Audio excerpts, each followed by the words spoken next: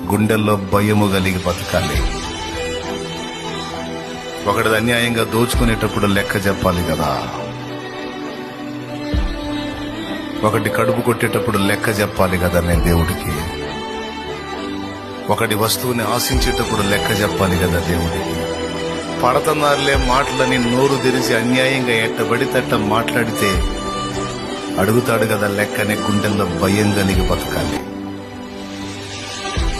కొంతమందికి లెక్క ఉండదు. లెక్క లేకుండా బతుకుతూ ఉంటారు, లెక్క లేకుండా మాట్లాడుతారు, లెక్క లేకుండా ప్రవర్తిస్తారు. వాళ్ళు సాగుతుంది కదని ఏమి సాగించుకుంటారు కొన్ని బతుకులు. ఇక్కడ ఉన్నంత వరకు నోరు తెరవడం. ఎవరు? జడ్జి. అక్కడ ఒక్కోడు ఆడుంటది.